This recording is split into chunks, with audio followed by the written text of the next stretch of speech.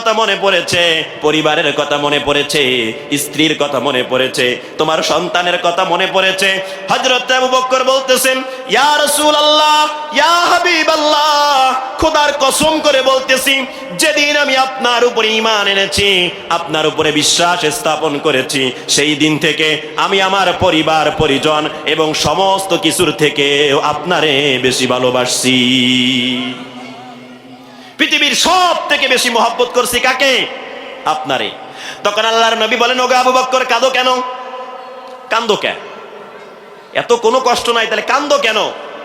হযরত আবু বকর বলতেছেন, ইয়া রাসূলুল্লাহ, ইয়া হাবিবাল্লাহ, আমার শরীরের চাদর ছিঁড়ে ছিঁড়ে আমি এই গর্তগুলো আমি একটু বন্ধ করে দিয়েছিলাম, কিন্তু কয়েকটা গর্ত বন্ধ করার মতন চাদর আমার কাছে ছিল না। আমি আমার পাটা গর্তের ভিতরে ঢুকিয়েছিলাম, আর আপনি যখন বিশ্রাম নিচ্ছিলেন ঠিক এই মুহূর্তে একটা বিষধর সাপ এসে আমার পায়ের ভিতরে ছোবল মারে, যার যন্ত্রণার কারণে আমার কলিজাটার ভিতরে ছটপট ছটপট করতেছে। আল্লাহর নবী বলতেছেন, হে আবু বকর রে, তুমি আমার ডাকো নাই কেন? আবু বকর বলতেছেন, ইয়া রাসূলুল্লাহ, ইয়া হাবিবাল্লাহ, আপনি সারা রাত বিশ্রাম নেননি, আর এখন আপনি একটু বিশ্রাম নিচ্ছেন। এখন যদি আমি আবু বকর আপনারে ডাকি, তাহলে আপনার ঘুমের বিঘ্ন ঘটতে পারে, আপনার ঘুমের সমস্যা হতে পারে, যার কারণে সমস্ত সমস্যাগুলোকে আমি আমার বুকের ভিতরে ধারণ করেছি, তারপরে আপনার ঘুমের বিঘ্নতা আমি ঘটাতে দেই নাই। ভালোবাসা ছিল কেমন, রাসূলের প্রতি ভালোবাসা ছিল কেমন। এরপরে আল্লাহর নবী তার মুখ মুবারক থেকে থুতু মুবারক বের করলেন, হযরতে আবু বকরের পায়ে লাগাই দিলেন। হযরতে আবু বকর সুস্থ হয়ে গেল। এরপরে কিছুক্ষণ পরে দেখতেছে সকাল হয়ে গেল, কাফেররা চলে আসতেছেন। কাফেররা চলে আসে আল্লাহর নবীর উপরে আক্রমণ করবে। হযরত আবু বকর কাঁদতেছে, ইয়া রাসূলুল্লাহ, ইয়া হাবিবাল্লাহ, আজকে মনে হয় আমাদের আর ছাড় পাওয়ার মতন কোনো রাস্তা নাই। কাফেররা আমাদের কাছে চলে আসছেন, মনে হয় আমাদেরকে ধরে ফেলবে। তখন আল্লাহর নবী বলতেছেন, ওগো আবু বকর, তুমি চিন্তা করিও না, আমরা যেই রাস্তার দিকে হাঁটতেছি এটা অন্য কোনো রাস্তা না, এটা হলো আল্লাহ পাক রব্বুল আলামিনের রাস্তা। সুতরাং এই রাস্তায় যে অতিবাহিত হবে, এই রাস্তায় যে পথ চলবে, ওই ব্যক্তিকে সাহায্য করার জন্য কে আছে? সুতরাং এই গর্তের ভিতরে আমরা নই, আমাদের সঙ্গে আরো যিনি আছেন তিনি হলেন কে? সাহায্য করার মালিক কে? আমাদেরকে সাহায্য করবে আজকে কে? সুতরাং এই গর্ত থেকে, কাফেরের হাত থেকে, জুলুম থেকে, অত্যাচার থেকে আমাদেরকে নিরাপদ রাখবে একমাত্র যিনি, তিনি হলেন কে? এখানে সংরক্ষণ করার মালিক কে? আল্লাহ পাক রব্বুল আলামিন। এভাবে আল্লাহর নবী হিজরত করে মদিনায় চলে গেলেন। সংক্ষিপ্ত আকারে বলতেছি, ইসলামের বিজয় হয়ে গেল, বদরের যুদ্ধ হয়ে গেল। বদরের যুদ্ধের ভিতরে ইকরিমার বাপ আবু জাহেলকে হত্যা করা হলো। হযরতে আবু বকর রাদিয়াল্লাহু তাআলা আনহু অন্যান্য সাহাবীরা জিহাদের মধ্যে অংশগ্রহণ করলেন, কিন্তু কই জিহাদের ময়দানে ইকরিমার বাবা আবু জাহেলকে যখন হত্যা করা হয়, তখন ইকরিমার মনে মনে একটা রাগ। ইকরিমা হলো আবু জাহেলের সন্তান, যে আমার বাবাকে বদরের প্রান্তে হত্যা করা হয়েছে, এর প্রতিশোধ আমি নিতে চাই, এর কারণে মুসলমানদের 12টা আমি বাজাই দিব। ইকরিমার মনে মনে প্রতিশোধের আগুন জ্বলে গেছে। ইকরিমার মনে প্রতিশোধের আগুন জ্বলে গেছে। বদরের যুদ্ধের ভিতরে কাফেরদেরকে নেস্তানাবুদ করে দেওয়া হয়, মুসলমানদের বিজয় চলে আসে। ওই বিজয় নিয়ে যখন মুসলমানদের মদিনায় ফিরে যায়, তার কিছুদিন পরে উহুদের যুদ্ধ সংগঠিত হয়ে যায়। উহুদের যুদ্ধের ভিতরে মুসলমানদের বিজয় চলে আসে। এইভাবে একের পর এক মুসলমানদের যখন বিজয় হইতে থাকে, এক পর্যায়ে মুসলমানরা মক্কা বিজয় করে ফেলে। মক্কা যখন বিজয় করে ফেলে, তখন আল্লাহর নবী সমস্ত সাহাবীদেরকে লক্ষ্য করে বললেন, হে আমার সাহাবীরা, তোমরা শুনে রাখো, যারা আমাদের উপরে জুলুম করেছে, অত্যাচার করেছে, আমাদেরকে নির্যাতন করেছে, আমি সমস্ত ব্যক্তিদেরকে সাধারণ ক্ষমা করে দিলাম। সাধারণ ক্ষমা করে দিলাম। রাসূল ছিলেন কতটা দয়ার নবী, মায়ার নবী। এত পরিমাণ নির্যাতন, এত জুলুম, এত অত্যাচার, তারপরে শেষ পর্যায়ে কি বলে দিলেন?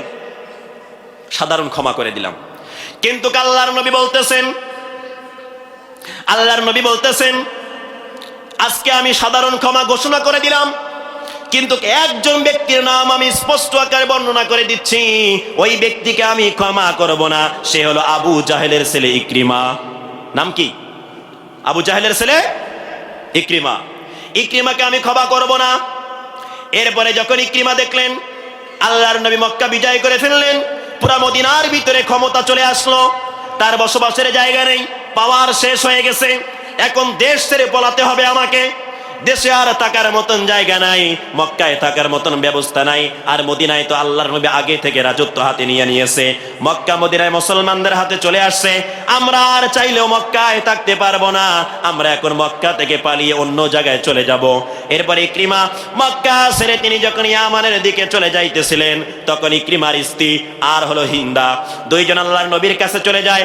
আল্লাহর নবীকে বলতেছেন, ইয়া রাসূলুল্লাহ, ইয়া হাবিবাল্লাহ, আমি আপনার সামনে এসেছি, আপনার কাছে আরজি করতে চাই।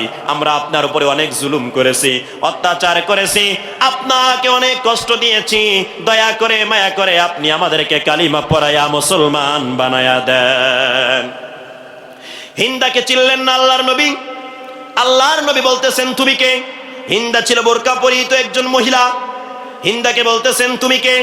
বলতেছেন, ইয়া রাসূলুল্লাহ, ইয়া হাবিবাল্লাহ, মনের ভিতরে বড় লজ্জা লাগতেছে আপনাকে আমার চেহারাটা দেখানোর জন্য, কারণ আপনাকে যে পরিমাণ নির্যাতন আমরা করেছি, উহুদের প্রান্তে আপনার সব থেকে বেশি মহব্বতের চাচা আমির হামজাকে আমি হত্যা করেছি। ওয়াহশী যখন আমির হামজাকে হত্যা করে, হিন্দা চলে যায় আমির হামজার কাছে, তার বুকটা ছেড়ে কলিজাটা বের করে, তার হাত দুটো কেটে নেয়, নাকটা কেটে নেয়, কানগুলো কেটে নেয়, চোখগুলো তুলে ফেলে। এভাবে আমি আপনার চাচাকে নির্যাতন করেছি, তাই মনের ভিতরে অত্যন্ত লজ্জা নিয়ে আপনার সামনে আসছি, সমস্ত ভুলের প্রায়শ্চিত আমি আপনার সামনে করতেছি, দয়া করে মায়া করে আপনি আমারে কালিমা পড়ায়া মুসলমান বানায়া দেন। এত একজন মহব্বতের মানুষকে নির্মম ভাবে যখন হত্যা করা হলো, আল্লাহর নবী বলতেছেন, ওগো হিন্দা, তুমি যখন কালিমা পড়েছো, কালিমা পড়ে মুসলমান হইতে চাও, তুমি শুনে রাখো, আল্লাহ পাক রব্বুল আলামিন তোমার সমস্ত গুনাহগুলোকে ধুয়ে মুছে পরিষ্কার করে দিয়েছে। দুইজন মহিলা কালিমা পড়ে মুসলমান হয়ে গেল, একজন হলো ইকরিমার স্ত্রী, আর একজন হলো আবু সুফিয়ানের স্ত্রী হিন্দা। দুইজন যখন কালিমা পড়ে মুসলমান হয়ে গেল, ইকরিমার স্ত্রী বলতেছেন, ইয়া রাসূলুল্লাহ, ইয়া হাবিবাল্লাহ, আমি আপনার কাছে একটা আরজি নিয়ে আসছি। বলতেছেন, বলো কি আরজি? বলতেছে, আমার স্বামীর নাম আপনি মুখে উচ্চারণ করেছেন, তাকে আপনি কখনো ক্ষমা করবেন না, যার কারণে আমার স্বামী মক্কা থেকে পালিয়ে চলে গেছে ইয়ামানের দিকে। আপনার কাছে আমি বিনীতভাবে আবেদন করতেছি, দয়া করে মায়া করে মেহেরবানি করে আপনি আপনি আপনি আমার স্বামীকে একটু মাফ করে দিন। আমি আমার স্বামীকে বুঝিয়ে শুনিয়ে আবার মক্কায় নিয়ে আসতে চাই। আপনি এত কড়াভাবে এলান দিবেন না, আপনি আমার স্বামীর উপরে এত পরিমাণ জুলুম করবেন না, দয়া করে মায়া করে আপনি আমার স্বামীকে একটু মাফ করে দেন। তখন আল্লাহর নবী বলতেছেন, ওগো যাও, তুমি তোমার স্বামীকে খবর দাও যে আল্লাহর নবী তোমাকে ক্ষমা করে দিয়েছে, তুমি এখন চাইলে মক্কায় বসবাস করতে পারো। এই কথা শুনে স্বামীর মহাব্বত নিয়ে বউ দৌড়াইয়া চলে যাইতেছে স্বামীর কাছে। যখন স্বামীকে দেখতেছে পাইতেছে না, তখন দৌড়াইতে দৌড়াইতে চলে যায়, তখন ইয়ামানের কাছে চলে যায়। যাওয়ার পরে দেখতেছে ইকরিমা ইয়ামানের নদী পার হওয়ার জন্য আরব সাগর পার হয়ে ইয়ামানে চলে যাবে। এই মুহূর্তে পিছন দিক থেকে ডাকতেছে, ওগো স্বামী, তুমি কই যাও? ওগো স্বামী, তুমি কোথায় যাইতেছো? তখন বলতেছে, আমি আর এই মদিনায় থাকতে চাই না, মক্কায় থাকতে চাই না, আমি ইয়ামানে চলে যাব। তখন স্ত্রী বলতেছেন, ওগো স্বামী, আমি আপনার নামে রাসূলের কাছে বিশেষভাবে আবেদন করেছি আপনার ক্ষমার জন্য, সে আপনারে ক্ষমা করে দিয়েছে। তখন ইকরিমা বলতেছেন, এই কথা কি তুমি নিজের কানে শুনেছো? বলতেছেন, ওগো স্বামী, হ্যাঁ, আমি এটা নিজের কানে শুনেছি, আল্লাহর নবী আপনাকে ক্ষমা করে দিয়েছে, আপনি চাইলে এখন মক্কায় বসবাস করতে পারেন, চলেন আপনি আমার সঙ্গে। তখন আল্লাহর নবীর কাছে চলে আসলেন দুইজন স্বামী এবং স্ত্রী, নবীর দরবারে চলে আসলেন। নবীর দরবারে আসার পরে রাসূলকে বলতেছেন, ইয়া রাসূলুল্লাহ, ইয়া হাবিবাল্লাহ, আপনি আমারে কোন কাজ করতে বলেন বলেন। রাসূল বলতেছেন, ওগো ইকরিমা, আমি তোমাকে একটা কালিমার দিকে দাওয়াত দেই, তুমি পড়ো লা ইলাহা ইল্লাল্লাহু মুহাম্মাদুর রাসূলুল্লাহ। এই কালিমা যদি তুমি পাঠ করো, এই কালিমা যদি তুমি গ্রহণ করে নাও, তোমার সমস্ত ভুলগুলোকে মাফ করে দেওয়া হবে, তোমাকে নিষ্পাপ বানিয়ে দেওয়া হবে। তখন ইকরিমা বলতেছেন, ইয়া রাসূলুল্লাহ, ইয়া হাবিবাল্লাহ, আমি জীবনে অনেক বড় বড় অপরাধ করেছি। উহুদের প্রান্তে আপনার বিরুদ্ধে যুদ্ধ করেছি, বদরের প্রান্তে আপনার বিপক্ষে যুদ্ধ করেছি। এরকম অনেক যুদ্ধের ভিতরে আপনাদের মতন মুসলমানদের বিপক্ষে আমি পথ অবলম্বন করেছি। আমার কি আল্লাহ পাক রব্বুল আলামিন এই সমস্ত গুনাহগুলোকে আমার মাফ করে দিবে যদি আমি আজকে মুসলমান হয়ে যাই? আল্লাহর নবী বলতেছেন, ওগো ইকরিমা, শুনে রাখো, তুমি যত গুনাহ করো না কেন, আজকে যদি এই কালিমাকে স্বীকার করে নাও, এই কালিমাকে গ্রহণ করে নাও, তাহলে আল্লাহ পাক রব্বুল আলামিন তোমার সমস্ত গুনাহগুলোকে মাফ করে দিবে।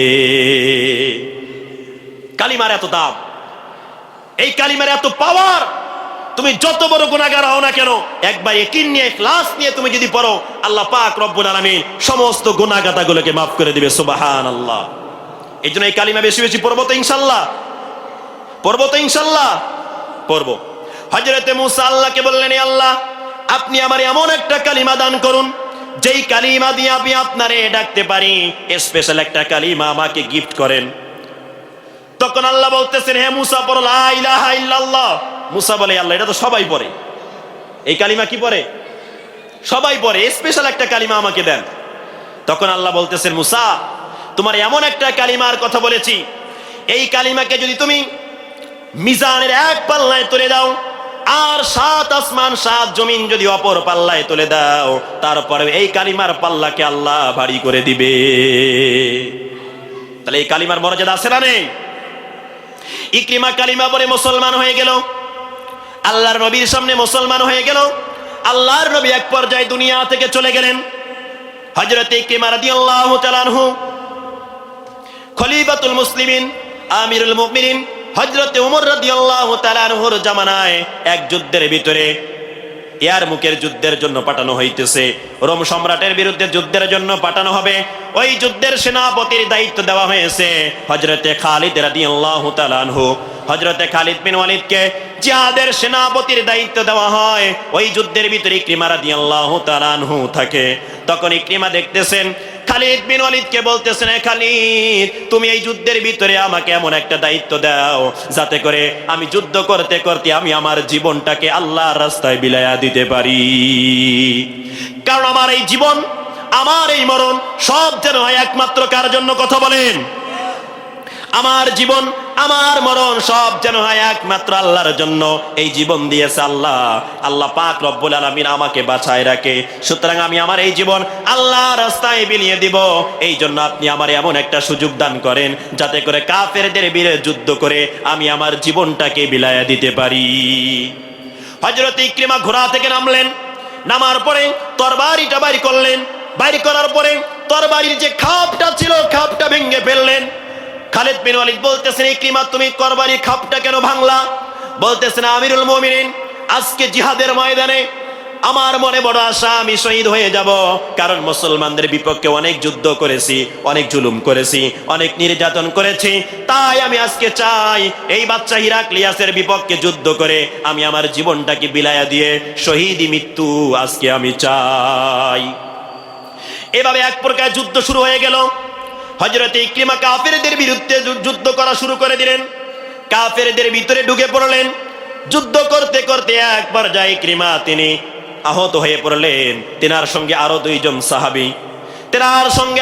সাহাবী, এক নম্বর হলো হারিস রাদিয়াল্লাহু তাআলা আনহু, আর দ্বিতীয় নম্বর হলো ইকরিমা রাদিয়াল্লাহু তাআলা আনহু, তৃতীয় নাম্বার হলো হযরত আইয়াস রাদিয়াল্লাহু তাআলা আনহু। তিনজন সাহাবী বেহুশ হয়ে পড়ে গেলেন, আহত হয়ে পড়ে গেলেন। মুসলমানদের বিজয় চলে আসলো। মুসলমানদের যখন বিজয় চলে আসে, বিজয়ের পতাকা উড়াইয়া দিলেন। তখন খালিদ বিন ওয়ালিদ বলতেছে, দেখো আমাদের আহত সাথীরা কোন জায়গায় আছে। তখন এক কোনায় দেখতেছে তিনজন সাহাবী পড়ে আছে। তার মধ্যে একজন ছিল আইয়াস রাদিয়াল্লাহু তাআলা আনহু, আর একজন ছিলেন আবু জাহেলের ছেলে ইকরিমা, আর একজন ছিলেন হারিস রাদিয়াল্লাহু তাআলা আনহু। তিনজন আহত হয়ে পড়ে আছে, শরীরটা রক্তে রঞ্জিত হয়ে গেছে। আর তিনি বলতেছেন, পানি পানি, আমাকে পানি দাও, আমাকে পানি দাও। মনের ভিতরে অনেক বড় জ্বালা, তৃষ্ণায় কলিজাটা ফেটে যাইতেছে। আমার একটু পানি দাও, আমি একটু পানি পান করব। এরপরে একজন সাহাবী পানির একটা লোটা নিয়ে সর্বপ্রথম চলে গেলেন আইয়াস রাদিয়াল্লাহু তাআলা আনহুর কাছে। আইয়াস রাদিয়াল্লাহু তাআলা আনহুর কাছে যখন পানির পটটা নিয়ে চলে গেলেন, পাশ থেকে আরেকজন সাহাবী বলতেছেন, আমারে পানি দাও, আমারে পানি দাও, পানির পিপাসায় আমার কলিজাটা ফেটে যাইতেছে। এরপর আইয়াস বলতেছেন, ওগো আল্লাহর নবীর সাহাবী, এই পানিটা তুমি আমারে না দিয়া অমুক সাহাবীরে দাও, মনে হয় আমার থেকে বেশি পিপাসা লেগেছে ওই সাহাবীর। এরপরে যখন দৌড়াইয়া পানির পটটা নিয়ে ওই সাহাবীর কাছে চলে যায়, পাশ থেকে আরেকজন সাহাবী ডাক দিতেছেন, আমার মনে হয় এত পানির পিপাসা লেগেছে, পানির জন্য কলিজাটা ফেটে যাইতেছে, কেউ কি আসো আমার একটু পানি পান করাবা। তখন ওই সাহাবী ওই বলতেছেন, ও আল্লাহর নবীর সাহাবী, এই পানিটা আমারে পান না করায়া তুমি ওই সাহাবীকে দাও, মনে হয় আমার থেকে বেশি পিপাসা ওই সাহাবীর লেগেছে। এরপরে যখন তৃতীয় নম্বর সাহাবীর কাছে পানির পটটা নিয়ে যাওয়া হয়, তখন ওই ব্যক্তি বলতেছেন, আমার থেকে মনে হয় ওই যে প্রথম ব্যক্তি পানির পটটা ফিরাইয়া দিল, ওই ব্যক্তির বেশি পানির পিপাসা লেগেছে, আমি আগে পান করবো না, এই পানির পটটা নিয়ে তুমি প্রথম ব্যক্তির কাছে যাও। ওই সাহাবী যখন আবার পানির লোটা নিয়ে চলে গেলেন প্রথম সাহাবীর কাছে দৌড়ে চলে গেলেন। দৌড়ে চলে যাওয়ার পরে দেখতেছে ওই সাহাবী দুনিয়া থেকে চলে গেছে, শহীদ হয়ে গেছে। এরপরে দৌড়ে চলে গেলেন দ্বিতীয় সাহাবীর কাছে পানি নিয়ে যে দেখে ওই সাহাবী দুনিয়া থেকে বিদায় নিয়ে চলে গেছে। এরপরে তৃতীয় সাহাবীর কাছে চলে গেলেন। তৃতীয় নাম্বার সাহাবীর কাছে যখন চলে গেলেন, তৃতীয় নাম্বার সাহাবী পানি পানি করতে করতে দুনিয়া থেকে চির বিদায় নিয়ে শাহাদাতের স্বাদ তারা বরণ করে দিলেন। জীবনের শেষ আশা ছিল পানি পান করা, কিন্তু পানি পান করতে পারলো না। আল্লাহ পাক রব্বুল আলামিন দুনিয়া থেকে উঠায় নিয়ে নিল, তাদেরকে শাহাদাতের স্বাদ বরণ করে দিল। এখান থেকে আমাদের জন্য একটা শিক্ষণীয় বিষয়, যে কোনো বিষয়ে আমার থেকে অন্য ভাইকে আমাদেরকে প্রাধান্য দিতে হবে। যদি আমি বিপদে পড়ি, আমার থেকে যদি কোনো ব্যক্তি বিপদে পড়ে, তাহলে ওই ব্যক্তিকে সাহায্য করা, এটা হলো আমাদের জন্য ঈমানের নৈতিক দায়িত্ব। রাস্তাঘাটে আমরা যাই, অনেক মানুষ ভ্যান নিয়ে যায়, গাড়ি নিয়ে যায়, দেখবেন গর্তের মধ্যে পড়ে যায় কি যায় না? যায়। তাহলে ওই জায়গায় অনেক বাবু সাহেবরা আছে, ভ্যানটারে একটু ধাক্কাও দেয় না। উরি আল্লাহ, এত সুন্দর জামা কোট কাট পরে আসি, আমি আবার ধাক্কা দিব, আমার ইজ্জত নষ্ট হয়ে যাবে না? আছে না নেই? তাহলে এটা কি নৈতিক দায়িত্ব ঈমানের? ওই ব্যক্তিকে ইকরাম করা, সহযোগিতা করা, এটা হলো আমাদের ঈমানের নৈতিক দায়িত্ব। আমরা পারবো তো ইনশাআল্লাহ? কে কে রাজি আছে এরকম সহযোগিতা করার জন্য? আল্লাহ তাআলা আমাদের সকলকে কবুল করুক। সকলে বলি আমিন। কি বাইসে আছেন না মরে গেছেন? আবার চালাবো। এরপরে সম্মানিত উপস্থিতিরা, জিহাদের ময়দানে যখন বিজয় লাভ করলেন, মুসলমানদের বিজয় চলে আসলো, তিনজন সাহাবী শহীদ বরণ করলেন, শাহাদাতের স্বাদ তারা গ্রহণ করে নিলেন, দুনিয়া থেকে চলে গেল। কিন্তু এই যে সাহাবীর কথা বলতেছেন, আবু জাহেলের ছেলে ইকরিমা, এক পর্যায়ে তারা মুসলমানদের বিপক্ষে ছিল, কিন্তু জীবনের শেষ সময় আসে তারা কালিমা পড়ে মুসলমান হয়ে গেছে, যার কারণে আল্লাহ রাব্বুল আলামিন সমস্ত গুনাহগাতাগুলোকে মাফ করে দিয়েছে। এই জন্য আমরাও চাই আমাদের জীবনের তামাম গুনাহগুলো দুনিয়ায় থাকা অবস্থায় মাফ করে নিয়ে কিয়ামতের ময়দানে যাতে করে আমরা সকলে বিনা হিসাবে জান্নাতের মধ্যে যাইতে পারি। আমরা কি বিনা হিসাবে জান্নাতে যাইতে চাই না? হিসাব দিয়ে কথা বলেন তো। বিনা হিসাবে কে কে জান্নাতে যাইতে চাই? ইনশাআল্লাহ আল্লাহ তাআলা সকলকে কবুল করুক। সকলে বলি আমিন। কিয়ামতের ময়দানে আল্লাহর নবী বলতেছেন, যেই সমস্ত ব্যক্তিরা এই কোরআনের মাহফিলের ভিতরে আসে, কোরআন শিক্ষা গ্রহণ করে, মাদ্রাসা ইলম শিক্ষা করে, মান করাল কোরআন, যেই সমস্ত ব্যক্তিরা কোরআন পড়লো, ফাস্তাজহারাহু ফাহাল্লা হালালাহু ওয়া হাররামা হারামাহু ওয়া আদখালাহুল্লাহুল জান্নাহ, যারা কোরআন শিক্ষা গ্রহণ করে, কোরআন পড়ে, কিয়ামতের ময়দানে আল্লাহ পাক রব্বুল আলামিন ওই ব্যক্তিকে বিনা হিসাবের মধ্যে জান্নাত দান করবে। শুধু তাই নয়, ওই ব্যক্তির জন্য যখন জান্নাতের সার্টিফিকেট চলে আসবে, সন্তানটাকে তুমি হাফেজ বানিয়েছো, আলেম বানিয়েছো, তার জন্য জান্নাতের ব্যবস্থা করে দিয়েছেন কে? ঘোষণাকার রাসূলের ঘোষণা। আল্লাহ রাসূল বলেন, মান করাল কোরআন, যে ব্যক্তি কোরআন পড়ে, কোরআনের ইলম শিক্ষা গ্রহণ করে, হাদিস শিখে, ফাস্তাজহারাহু ফাহাল্লা হালালাহু, হালালকে হারাম জানে, হারামকে হারাম জানে, ন্যায় পথে চলে। আল্লাহ পাক রব্বুল আলামিন ওয়াদখালাহুল্লাহুল জান্নাহ, কিয়ামতের ময়দানে কঠিন মুসিবতের দিন ওই হাফেজে কোরআনকে বলবে, আলেমকে বলবে, যাও তুমি আজকে জান্নাতের মধ্যে চলে যাও। জান্নাতে যাওয়ার পরে আল্লাহ রব্বুল আলামিন বলবেন, হে আমার বান্দা, তোমার জন্য আজকে জান্নাতের ফয়সালা করে দিলাম। তুমি খুঁজে খুঁজে দেখো, তুমি যখন মাদ্রাসায় পড়েছিলা, অনেক কষ্ট করে পড়ালেখা করেছো, তোমার জন্য এক মুঠো খানার ব্যবস্থা করেছে। কার বাড়িতে জায়গির খেয়েছো?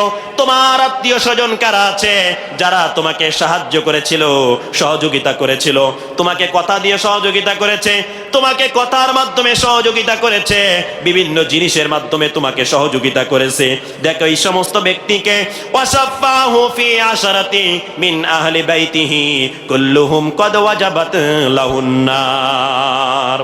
তোমার পরিবার পরিবর্গ থেকে, তোমার প্রতিবেশী থেকে এমন 10 জন ব্যক্তিকে তুমি খুঁজে বের করো যাদের জন্য জাহান্নাম ওয়াজিব হয়ে গেছে। এমন 10 জন ব্যক্তিকে তুমি সুপারিশ করে জান্নাতের মধ্যে নিয়ে যাও। তাহলে ওই দিন ওই হাফেজে কোরআন, ওই আলেম 10 জন ব্যক্তির জন্য যে সুপারিশ করবে, ওরা কারা? সারা বছর যারা তাদের পিছনে লেগেছিল নাকি? তারা সারা বছর যাদের জুলুম করছে, অত্যাচার করছে, ওলামায়ে কেরামকে দেখতে পারে নাই, মাদ্রাসায় তলবে ইলম দেখলে বলে সেই সমস্ত ফকির ভিক্ষা করে খায়, এদেরকে সুপারিশ করবে নাকি? ওই দিন খেলা হবে, ওই দিন বুঝবে আল্লাহ ওইটারে ছাড়বা না। ওই বদমাশ আমারে কি যে জ্বালান জ্বালাইছি, উরি আল্লাহ, রাস্তা দিয়ে হাঁটতে দেয়নি আমারে। আছে না নেই এরকম? মাদ্রাসার তলবে ইলমকে দেখলে খোসা মারা কথা বলে, বলে কি বলে না? মাদ্রাসার তলবে ইলম যাইতেছে, সে সালামের আশা করে, আছে না নেই? সালামের আশা করে।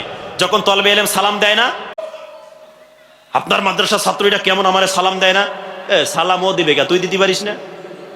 আছে না নেই? সালাম দেওয়ার অনুমতি তোমার ছিল কি ছিল না? তুমিও তো দিতে পারতা, কিন্তু দিলা না, শুধু সালামের আশা করো। আরে ভাই, তুমি যখন সালামের আশা করলা, মনে করবা তোমার ভিতরে অহংকার ঢুকে গেছে, কথা বলেন ঠিক কিনা? আর যার ভিতরে অহংকার আছে, তার ওই ব্যক্তি, যে ব্যক্তি অহংকার করলো, সে কেমন যেন আল্লাহর চাদর নিয়ে টানাটানি করে। এই যে অহংকার করা যাবে? এই যে মাদ্রাসার তলবে ইলমের বিপক্ষে থাকা যাবে না? তাদের সঙ্গে আন্তরিকতার সঙ্গে, উলামায়ে কিরামের সঙ্গে ভালোবাসার সঙ্গে তাদের সঙ্গে আমাদের বসবাস করতে হবে। কথা বলেন, আন্তরিকতার সঙ্গে আমাদেরকে বসবাস করতে হবে। এই জন্য যে বিষয়টা বলতেছি, কিয়ামতের ময়দানে 10 জন ব্যক্তির জন্য সুপারিশের অনুমতি দিবে কাকে? একজন কোরআনে হাফেজ, একজন আলেমকে। এরপরে কিয়ামতের ময়দানে আল্লাহর নবী বলতেছেন, কিয়ামতের ময়দানে আমার কিছু বান্দাকে জান্নাতের মধ্যে যাওয়ার পরে হাসরের ময়দানে কিছু নূরের টুপি পরিধান করা হবে। সাহাবীরা বলতেছেন, ইয়া রাসূলুল্লাহ, ইয়া হাবিবাল্লাহ, এরা কারা? ওয়ালিদাহু তাজ্জান ইয়াউমাল কিয়ামা, ওই সমস্ত ব্যক্তি যারা দুনিয়াতে তাদের সন্তানগুলোকে কোরআন শিক্ষা দিয়েছে, তাদের সন্তানগুলোকে আলেম বানিয়েছে, কোরআন শিক্ষা দিয়েছে, আলেম বানিয়েছে। কিয়ামতের ময়দানে ওই সমস্ত মা বাবাকে কিয়ামতের ময়দানে তাদেরকে একটা নূরের টুপি পরিধান করানো হবে। সাহাবীরা বলতেছেন, ইয়া রাসূলুল্লাহ, ইয়া হাবিবাল্লাহ, এই যে নূরের টুপিটা, এটা কেমন টুপি? ওয়ালিদাহু তাজ্জান ইয়াউমাল কিয়ামা জাওহু মিন জাওই শামসি, আল্লাহ পাক রব্বুল আলামিন যেই টুপিটাকে পরিধান করাবে, সেই টুপিটা হবে জান্নাতের এমন একটা টুপি যে সূর্যের আলোকেও সেই টুপিটা হার মানায়া দিবে। ওই কোরআনে হাফেজের সন্তান, ওই কোরআনে হাফেজের মা বাবাকে যখন নূরের টুপি পরিধান করানো হলো, তখন সমাজের গণ্যমান্য ব্যক্তিরা কিয়ামতের ময়দানে তারা একে অপরকে বলবে, এরা আবার কারা? এদেরকে দুনিয়ায় চিনতাম না, এদের কোনো নাম ছিল না, পাওয়ার ছিল না, ক্ষমতা ছিল না, কোনো পথ ছিল না, কিন্তু আজকে এই কঠিন মুসিবতের ময়দানে এই সমস্ত ব্যক্তি কারা, যাদের এত বড় মর্যাদা? তখন আল্লাহ পাক রব্বুল আলামিন বলবেন, এরা হলো ওই সমস্ত ব্যক্তি যারা কষ্ট ক্লেশ করে নিজের সন্তানগুলোকে আলেম বানিয়েছে, সন্তানগুলোকে কোরআনে হাফেজ বানিয়েছে, সন্তানগুলোকে আলেম বানিয়েছে। এরা হলো এই সমস্ত ব্যক্তি, তাদের জন্য এমন উপকারের দিন আজকে কিয়ামতের ময়দানে, কঠিন মুসিবতের দিন। ওই দিন আল্লাহ পাক রব্বুল আলামিন কোরআনে হাফেজের জন্য এমন ফজিলত দান করে দিবে। শুধু তাই নয়, কিয়ামতের ময়দানে আল্লাহ রব্বুল আলামিন কিছু মানুষকে ডাক দিবে আর বলবে, হে আমার বান্দা, তুমি যে আল্লাহ পাক রব্বুল আলামিনের রাস্তায় ওই যে মাদ্রাসার তলবে ইলমকে খেতে দিয়েছো, মাদ্রাসার তলবে ইলমকে জাগিয়ে রেখেছো, কোরআনের হাফেজকে সহযোগিতা করেছো, আজকে তোমার জন্য আমি আল্লাহ পাক রব্বুল আলামিন জান্নাতের ব্যবস্থা করে দিব। 10 টাকা দিয়ে সহযোগিতা করেছো, 5 টাকা দিয়ে সহযোগিতা করেছো, কিয়ামতের ময়দানে আল্লাহ রব্বুল আলামিন বলবেন, হে আমার বান্দা, ওই যে দেখো হাসরের ময়দানে অমুক দেখে তোমার জন্য পাহাড় পরিমাণ একটা নেকির স্তূপ হয়ে আছে, এই পাহাড় পরিমাণ নেকিটাকে নিয়ে তুমি ওই পাহাড় পরিমাণ নেকিটাকে ওজন করে নাও। তখন ওই বান্দা বলবে, আল্লাহ, এত টাকা তো আমি জীবনে আল্লাহ রাস্তায় দান করি নাই, এত ভালো কাজ তো আমি করি নাই, এত কাজ তো আমি করি নাই, এত নেকি কোন জায়গা থেকে আসলো? তখন আল্লাহ বলবেন, হে আমার বান্দা, তুমি আমার জন্য 1 টাকা খরচ করেছিলে, একজন তলবে ইলমকে সহযোগিতা করেছিলে, দ্বীনের খিদমতের জন্য তুমি ব্যয় করেছিলে, তুমি যে 1 টাকা দান করেছো, এই টাকাটা 1 টাকা ছিল না, এটা আমার কাছে উহুদ পাহাড় পরিমাণ ছিল। এরপরে আল্লাহর নবী বলে দিতেছেন, যখন কোন ব্যক্তি কোন ইয়তীমের হাতে কোন দান করে, মিসকিনের হাতে দান করে, কোরআনের হাফেজের হাতে, তলবে ইলমের হাতে দান করে, তখন আল্লাহর নবী সাল্লাল্লাহু আলাইহি ওয়াসাল্লাম বলেন, হাসরের ময়দানে আল্লাহ পাক রব্বুল আলামিন বলবেন, আমি ক্ষুধার্ত ছিলাম, তোমরা আমাকে খানা খাওয়াও নাই। বান্দাকে প্রশ্ন করবে, আমি ক্ষুধার্ত ছিলাম, আমি তৃষ্ণার্ত ছিলাম, তোমরা আমারে পানি পান করাও নাই, তোমরা আমারে খানা খাওয়াও নাই। তখন বান্দা বলবে, ও আল্লাহ, আপনি আবার ক্ষুধার্ত হন নাকি? আপনারও কি খিদা লাগে? আপনারও কি খিদা লাগে? তখন আল্লাহ বলবেন, হে বান্দা, আমারও খিদা লাগে। ওই যে তোমাদের গ্রামের যে সমস্ত ব্যক্তি এতিম, যারা মিসকিন, অসহায়, যারা খাইতে পারে না, তোমরা যখন তাদের হাতে অন্ন তুলে দাও, এই অন্নটা তাদের হাতে পৌঁছানোর আগে এটা আমার কুদরতি রবের হাতে পৌঁছায়া যায়, রবের কুদরতি হাতে পৌঁছায়া যায়। তোমরা যখন কোনো ক্ষুধার্ত ব্যক্তির গালে খানাও তুলে দাও, এই খানাটা তাদের মুখে চলে যাওয়ার আগে এটা আমি আল্লাহ পাক রব্বুল আলামিন কুদরতি মুখে চলে আসে। তোমরা যখন তাদেরকে সহযোগিতা করো, এই সহযোগিতা তাদেরকে নয়, বরং কেমন যেন এই সহযোগিতা তোমরা আমারে করো। এই জন্য দ্বীনের জন্য নিজের জীবনকে কোরবানি করতে রাজি আছি তো ইনশাল্লাহ? সন্তানকে আলেম বানাবো তো ইনশাল্লাহ? কে কে বানাবো না? বোঝা গেল মনোযোগ নাই। হ্যাঁ, আমরা সকলে বানাবো তো ইনশাল্লাহ? আল্লাহ সকলকে কবুল করুক, সকলে বলে আমিন। এই জন্য কিয়ামতের ময়দানে যদি নিজের ফজিলত বাড়াতে চাই, বিনা হিসাবে জান্নাতে যাইতে চাই, তাহলে সন্তানগুলোকে আলেম বানাই। হ্যাঁ, আমাদের দেশের সন্তানকে আলেম বানায় কোনটা? মান্নতের ছেলে। কোনটা? মান্নতের ছেলে। বোঝেন? মান্নতের ছেলে বোঝেন না? সাইডের ছেলে, এর ভিতরে একটা দেখতে শুনতে খুব ভালো, এটা বিসিএস ক্যাডার। আর একটা একটু ভালো, ওটা সেনাবাহিনী, ও কাজ করে একটু, ওইখানে প্রচুর কষ্ট তো। এরপরে আর একটা বেশি ব্যবহার ভালো না, ওটা পুলিশ। ওইটা কি?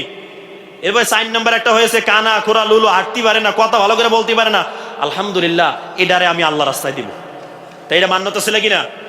তাই এই সমস্ত মান্যতের ছেলে কানা খোরা লুলো, চলতে পারে না, হাঁটতে গেলে উষ্ট খেয়ে পড়ে, এগেরে দেয় মাদ্রাসায়। অতএব উচিত ছিল মাদ্রাসায় পড়বে আপনার আমার সব থেকে ব্রিলিয়ান্ট যে ছাত্র, যে ব্রিলিয়ান্ট যে সন্তানটা আছে, এটাকে আমরা মাদ্রাসায় পড়াবো। কথা বলেন ঠিক কিনা? এরকম জ্ঞানী গুণী ব্যক্তিকে আমাদের আলেম বানাতে হবে। তা না যেটা খাতি পারে না, লাল ভর্তিছে মুখ দিয়ে, ওইটার দেয় মাদ্রাসায়। এখনো মাদ্রাসায় পড়ে 5 বছরে হাফেজ হইতে পারে। হ্যাঁ মতামিম সাহেব, আমার ছেলে এখনো হাফেজ হয় না কেন? তো দিছেও তো, ওটা তো আলি পড়তে বা বললে যায়, ওইটা ভালোটা দিতা, তাই না? ভালোটা দিতা, ভালোটা দিবে না। এই জন্য বলি, নিজের সন্তানকে আলেম বানাবেন কোনটারে? যেটা আপনার আমার কাছে সব থেকে দামি, এটারে বানাবা। কারণ কোরআন কি কম দামি না বেশি দামি? সব থেকে দামি, এর উপরে আর কোনো কিতাব নাই। তাহলে এই যে শিক্ষা গ্রহণ করার জন্য যে সন্তানটাকে আপনি দিচ্ছেন, এটা আপনি ওইটা দিবেন কেন? ঠিক কিনা? এই জন্য ওটাকেও দিতে হবে, সব থেকে দামিটা। এই জন্য সম্মানিত উপস্থিতি, আপনারা যেখানে ধৈর্য সহকারে বসে আছেন, আপনাদের সামনে কথা বলার মতন যোগ্যতা আমার নেই। কারণ এখানে যারা আছে অনেক দামি দামি ব্যক্তি, তাদের মুখের দিকে তাকালে আমার বাবার বয়সে, কেউ বা আমার দাদার বয়সে, আর আমি তো আপনাদের সন্তানের থেকেও মনে হয় ছোট, তাই না? এই জন্য আপনাদের মর্যাদা আল্লাহ অনেক বাড়ায় দিয়েছে, কিন্তু থাকতে হবে কাদের সঙ্গে? উলামায়ে কেরামের সঙ্গে। সন্তানকে আলেম বানানোর জন্য প্রতিজ্ঞা করবো তো ইনশাল্লাহ? ইনশাল্লাহ।